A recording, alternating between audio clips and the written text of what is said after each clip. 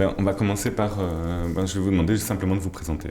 Voilà, je m'appelle Michel Verbogen. Je suis donc le président de la Fondation Sang et un Génome.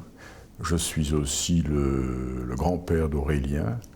Et dans la vie, je suis médecin. En fait, je suis médecin spécialiste en psychiatrie. Et donc, en quoi consiste le projet Sang un Génome ?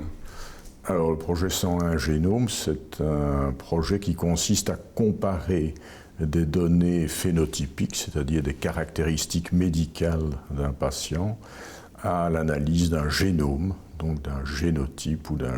Donc ça concerne maintenant la génomique, mais plutôt, oui, la génomique, c'est-à-dire l'analyse de toute la carte de gènes disponible chez un individu. Ce qui est d'ailleurs tout à fait avancé dans la recherche. On est tout à fait dans la recherche actuelle parce que l'obtention de ces génomes rapides et assez faciles, finalement, ce sont des découvertes assez récentes. Et en tant que scientifique et fondateur de cette fondation, pourquoi c'est important de faire partie justement de ce comité ? Alors, pour moi, ce n'est pas essentiellement à titre scientifique que je suis là.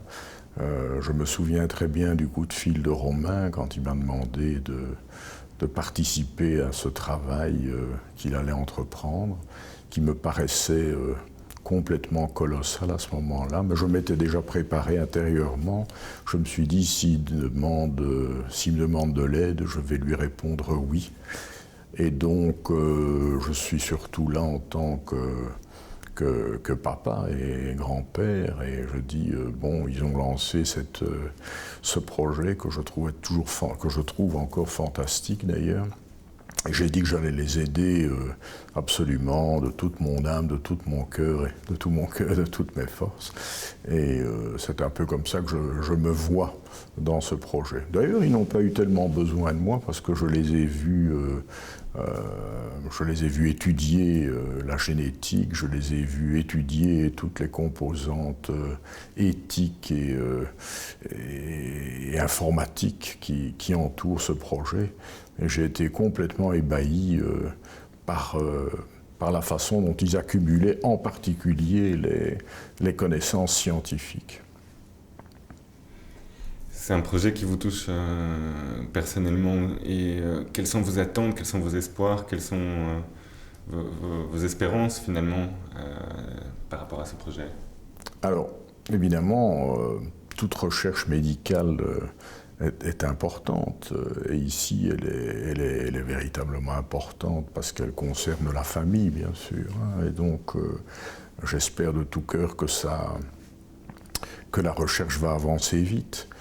Et je suis plein d'espoir parce que quand je rencontre les chercheurs et que je vois leur dynamisme et que je vois leur enthousiasme, je me dis oui, ça va donner des résultats assez rapidement. Alors pour tous ces gens qui sont atteints de maladies rares, finalement, et en particulier pour mon petit-fils, bien sûr. Une chose qui est ressortie, parce que là je viens de passer quand même 2 heures à parler avec chacun des participants, et de façon unanime, ils admirent l'énergie qui est investie par Romain et Ludivine dans tout ce processus. J'imagine que vous le ressentez, vous le voyez aussi. Elle me stupéfie. Je n'aurais jamais imaginé, je vous dis au début, quand ils m'ont dit ce qu'ils voulaient faire, je dis mon Dieu, mais c'est une tâche absolument colossale. Et puis je les ai vus avancer à un rythme, avec un dynamisme inouï, parce qu'il faut savoir que leur fils demande quand même beaucoup de temps aussi. Il y a beaucoup de visites médicales, beaucoup de soins à donner. Et donc ils ont trouvé le temps et l'énergie à donner à ce projet, qui était un projet qui demandait vraiment beaucoup de connaissances, qui demande assez bien d'intelligence, parce qu'il y a beaucoup de choses à comprendre. Hein. Médicalement parlant, il y a énormément de choses à comprendre pour pouvoir discuter avec ces scientifiques de haut vol. Et d'ailleurs, j'ai vu des scientifiques de haut vol qui, à certains congrès, étaient ébahis de voir, en interrogeant Romain, ils étaient ébahis de voir comme il pouvait répondre aux questions et la qualité du poster qu'il amenait. Tout le monde était persuadé que c'était un scientifique, ce qui n'est pas du tout. Et alors tous les autres domaines aussi, hein, il y a bien sûr tout le médical, mais il y a l'éthique, il y a le juridique. Alors ça c'est beaucoup plus complexe que je n'imaginais. Il y a l'informatique, l'informatisation de toutes ces données, c'est très complexe, les statistiques et tout, c'est beaucoup de connaissances. Et puis le financier aussi. Il y a tout un combat financier à mener, bien que là j'ai été très agréablement surpris par la générosité de beaucoup de personnes, que ce soit à l'endroit où je pratique, ou dans des institutions, ou dans la famille. Oui, dans la famille, beaucoup aussi. Tout le monde s'y est mis, et c'est d'ailleurs un membre de la famille qui a un peu déclenché le processus. On avait l'idée de lancer le projet, et puis un des membres de la famille, sans avertir personne, est allé déposer une somme assez conséquente dans une banque en disant « ça c'est pour ce projet-là ». Et quand Romain et Ludivine ont vu ça, ils ont dit « ah mais ça c'est un espèce de signal de départ, c'est un déclencheur, ça c'est vraiment... on ne peut plus traîner maintenant ».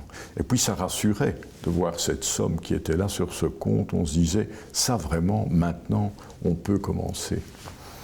Et donc, oui, tout ça m'a... J'ai été ébloui par eux, je leur ai dit d'ailleurs, hein, je vous le dis à vous, mais vraiment...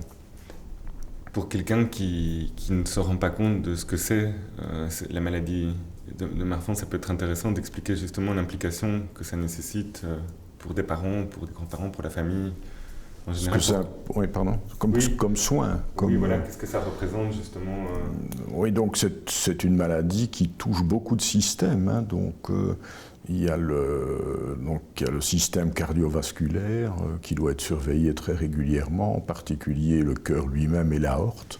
L'aorte qui se dilate, c'est donc qui doit tous les 3 mois cette dilatation de l'aorte doit être mesurée tous les 3 mois pour voir s'il n'y a pas une évolution trop rapide. Il y a le problème, c'est le problème osseux peut-être qui est le plus complexe maintenant, c'est qu'il y a le développement d'une scoliose assez importante qui doit être corrigée par toute une série de corsets, plâtres, etc. Et sans doute après par la chirurgie, et qui... oui, la scoliose était telle qu'elle commençait à comprimer les poumons et le cœur, donc il fallait faire quelque chose. Il y a les yeux.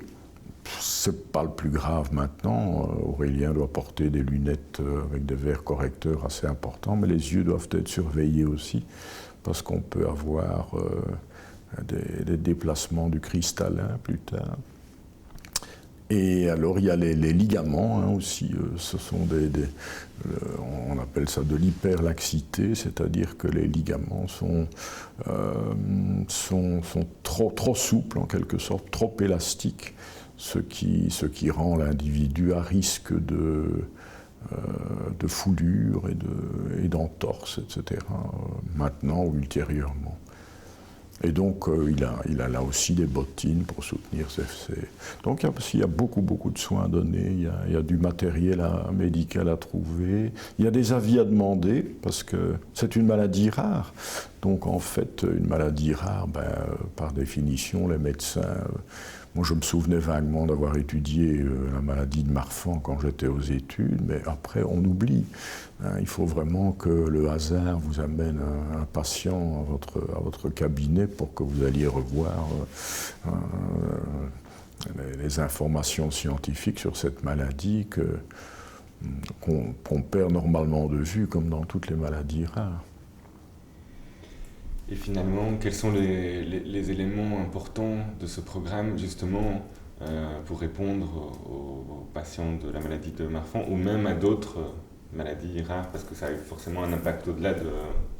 C'est notre souhait, hein, c'est que ça s'étende à d'autres maladies. Donc ça dépendra, je pense, j'espère ne pas me tromper en le disant, du financier. Si on a une certaine somme, on va se limiter à autant de cas dans la maladie de Marfan. Si par bonheur on pouvait collecter plus de fonds, on pourrait étendre la cohorte, ou on pourrait s'étendre à d'autres maladies. Puisqu'au fond, ce sont des familles de maladies. Ici, par exemple, je voyais ici à la réunion d'aujourd'hui, on parle beaucoup cardiologie, parce qu'il y avait 2 cardiologues qui étaient là, et quand même le problème de l'aorte est le plus dangereux. Si on a un anévrisme de l'aorte, s'il y a une dissection de l'aorte, on peut avoir évidemment une mort subite. Ça peut être une grosse... Les autres problèmes peuvent être traités de façon un peu plus attentiste, en quelque sorte. Finalement, moi, je me suis passionné par ce qui se passait. Il y a une espèce de... En même temps, c'est une histoire triste pour notre famille, mais en même temps, c'est une histoire passionnante qui s'ouvre à nous, de pouvoir stimuler comme ça la recherche. Et je voudrais bien que ça s'étende à d'autres maladies rares. C'est mon souhait le plus cher. C'est que ça puisse devenir vraiment un espèce de projet pilote et qui s'étendent peut-être à plusieurs pays, je n'en sais rien, enfin on ne va pas rêver, mais comme c'est parti sur les chapeaux de roue, ça c'est sûr, ça a été étonnamment vite, et ça me réjouit. Maintenant, aujourd'hui à la Réunion, je vois quand même qu'il y a de la complexité, la complexité scientifique, pour trouver les bons paramètres et les bons critères pour...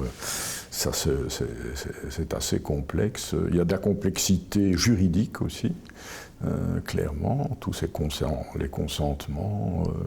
Alors il y a beaucoup de gens qui interviennent là-dedans, notamment l'Europe, etc. La complexité informatique, je viens de m'en rendre compte à la minute, si je puis dire.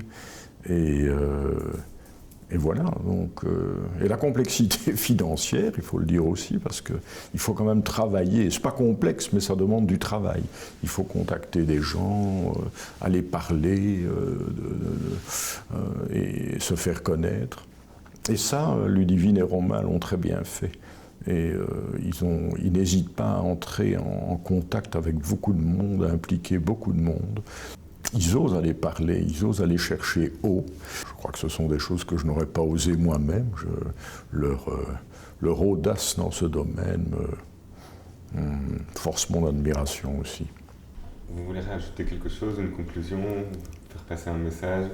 Je suis optimiste pour 3 raisons par rapport à ce projet. D'abord, le dynamisme et l'enthousiasme non seulement des porteurs du projet, mais des chercheurs qui se sont associés à nous.